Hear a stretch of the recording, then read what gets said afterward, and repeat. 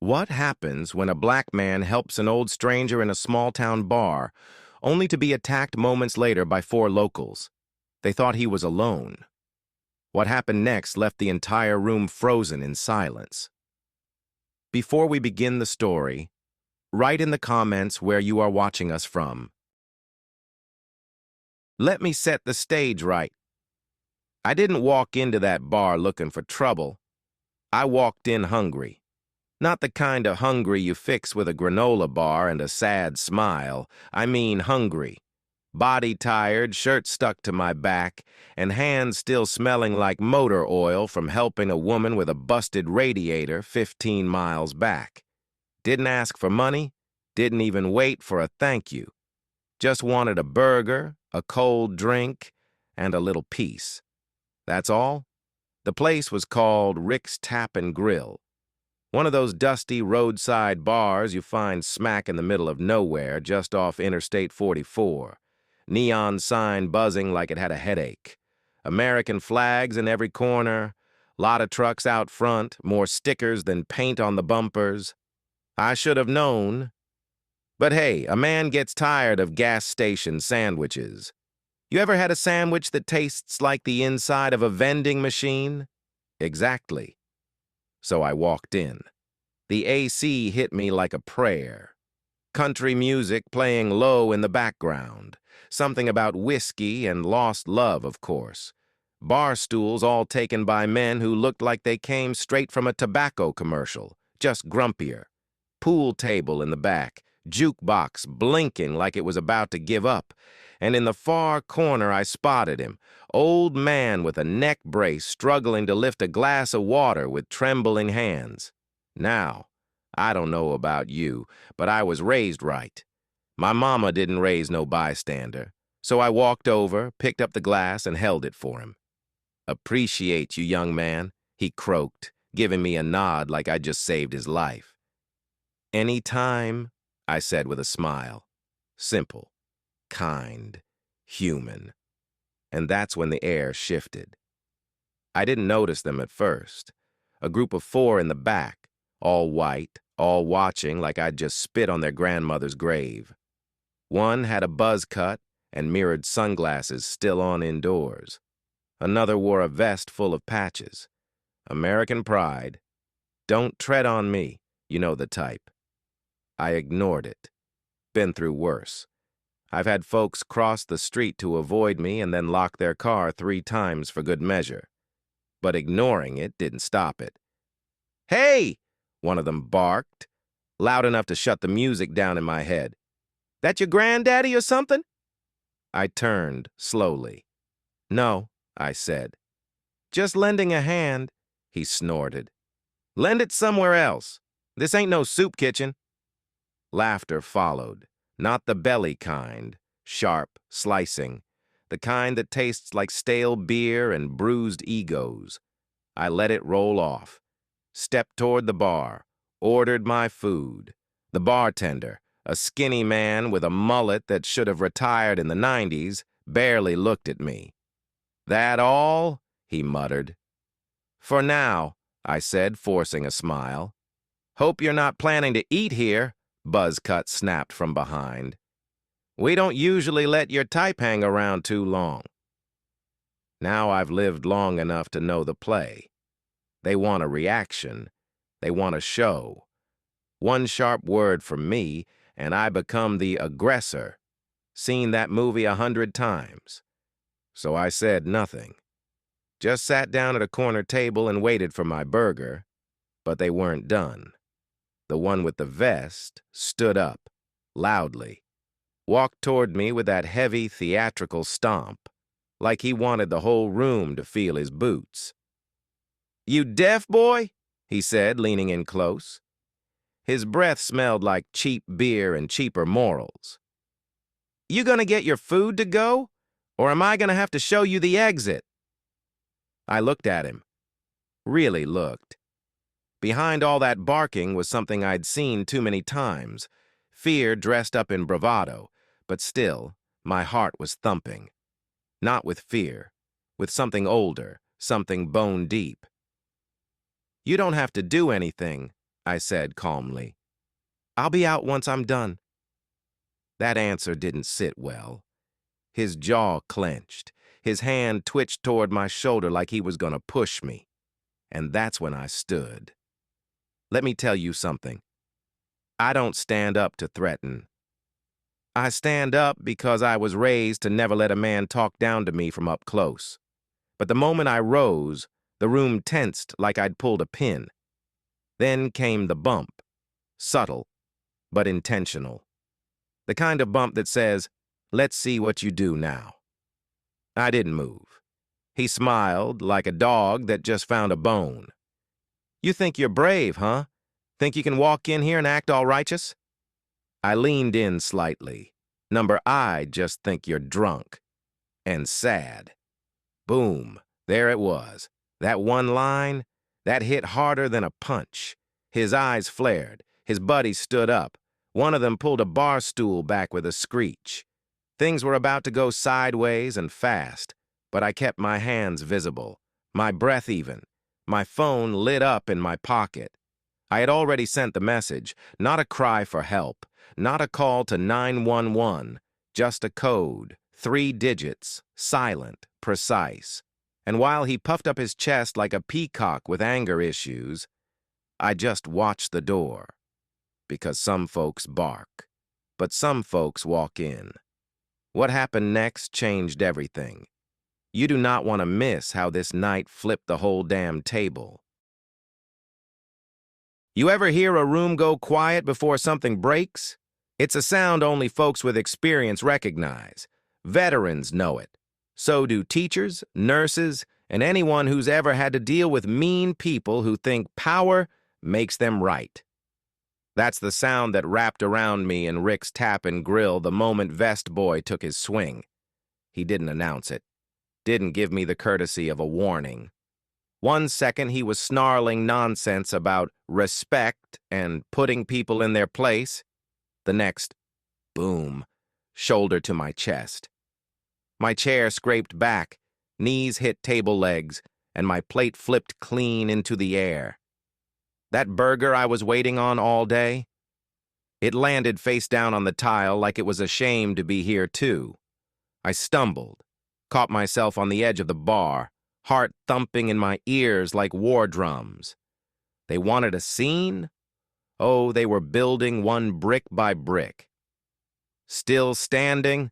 he smirked, wiping imaginary dust off his vest like he'd just conquered something. I looked at the bartender. Man was frozen, staring at the wall like it owed him money. Customers? Some backed up toward the exit. A few pulled out phones, but not to call help. Nah, they were filming. Because in America, pain's more profitable than peace. "You really don't want to do this?" I said. He chuckled like I'd told a joke with bad timing. "Oh, I really do." That's when his buddy, tall guy with a lumberjack beard and arms like fire hydrants, stepped in.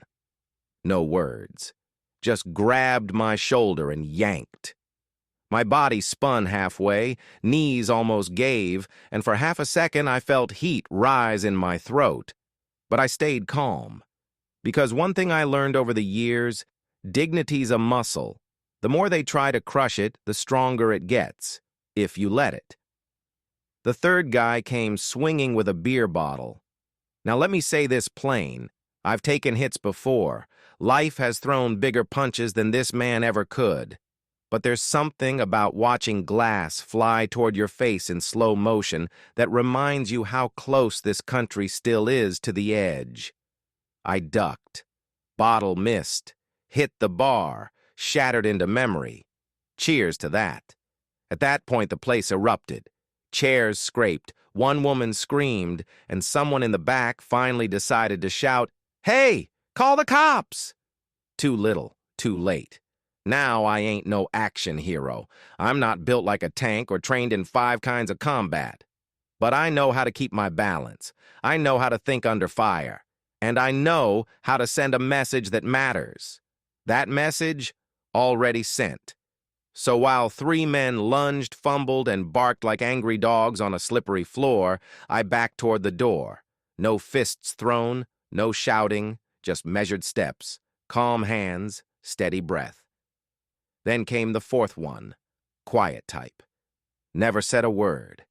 He came from the side, fast, swinging a stool like he was auditioning for a rodeo. It hit me across the back. And let me tell you something. Pain is loud. Even when you don't make a sound, your body hears it. My vision flashed white, knees buckled, and for a moment the whole world smelled like dust and old beer. But I didn't go down. I turned, face flushed, breathing ragged, and I looked at them, all four, breathing hard, laughing, spitting insults I won't dignify with a retelling. Then I looked at the clock on the wall, right on time. The first sound was subtle, a rumble outside like someone dragging metal across concrete. One of the men froze mid-laugh. The second sound? Louder. Boots. Heavy. Coordinated. Purposeful. Beard Boy turned toward the door just as the knob twitched. The door didn't open. It was opened. Like the building itself knew to get out the way. What walked in wasn't anger. It wasn't vengeance. It was precision. 4 figures in black tactical gear, vests, gloves, visors, every step synchronized like a metronome for justice.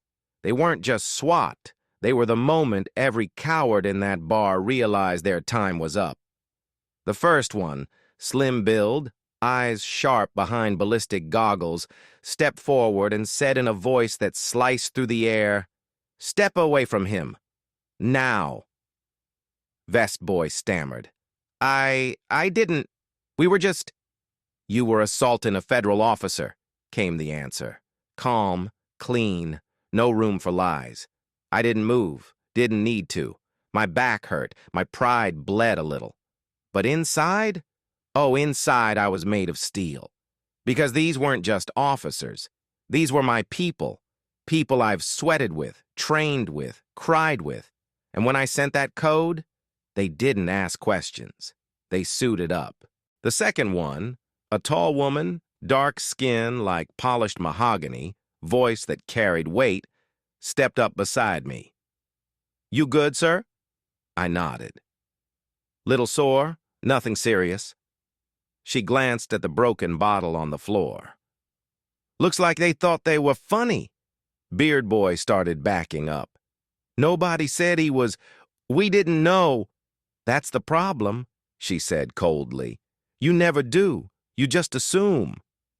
Silence fell like a curtain, and for once it stayed. This is the turning point. Everything you've been waiting for.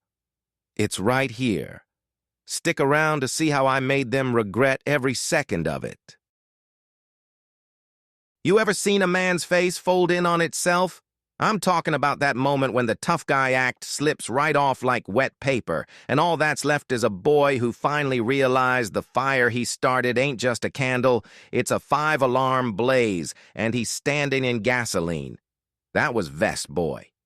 Standing frozen between a tipped-over bar stool and a puddle of shame, mouth half open, like the words he needed to fix this mess got lost in traffic. And me? I just stood there.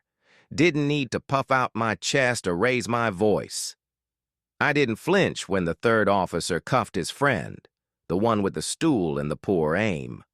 Or when the tall one dropped a charge sheet so thick it sounded like a phone book landing, because silence speaks louder when the whole room knows exactly who you are. The fourth SWAT member, a brother from Detroit I hadn't seen in 2 years, looked over at me with that same grin he used to wear during training drills, the "I told you I'd come through" grin. "You always did have a flair for entrances," I said, adjusting my shirt collar. He chuckled. "You always did pick the worst bars." Meanwhile, the bartender, that same mullet-wearing statue from earlier, finally found the courage to walk back behind the counter. Tried to act like he'd just stepped out for fresh air. Didn't say a word, Didn't have to. His silence had already screamed enough. The customers, oh, they were statues too now, staring wide-eyed as if they were watching the credits roll on a movie they didn't know they'd bought tickets to.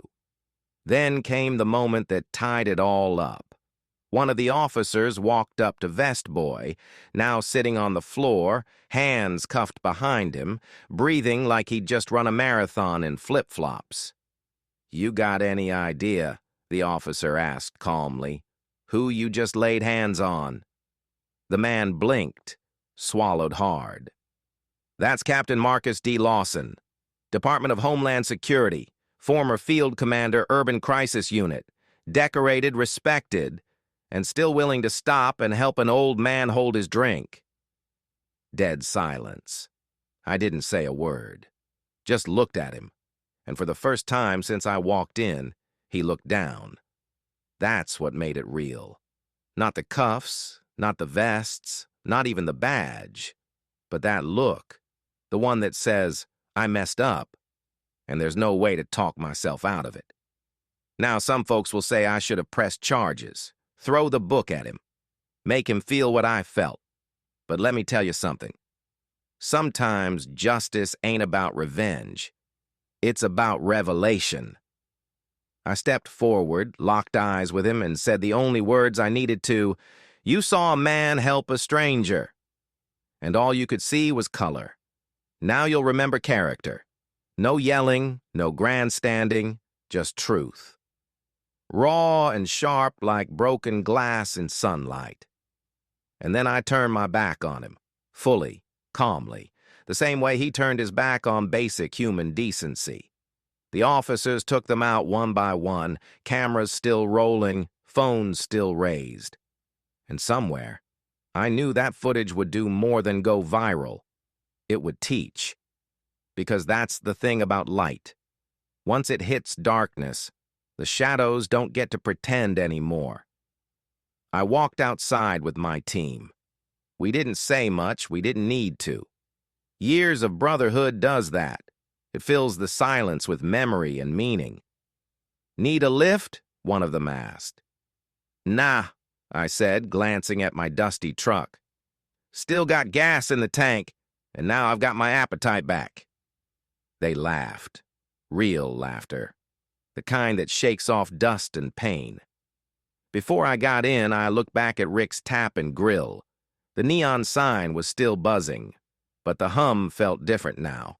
Like maybe, just maybe, the place had learned something, or at least seen something it couldn't unsee. As I pulled off down the road, my phone buzzed with texts. News outlets, civil rights folks. A message from the old man I'd helped earlier. "Thank you. Keep doing what you do." I smiled. Because in the end, it was never about the uniform, the badge, or the backup. It was about something a whole lot deeper, dignity. And some folks might try to take that from you. With words, with fists, with ignorance dressed as patriotism. But as long as you stand tall, they'll never own it. You made it to the end of this story, and now you know. Sometimes, the strongest weapon in the room isn't the gear, the title, or even the team. It's the quiet conviction of a man who refuses to be moved by hate.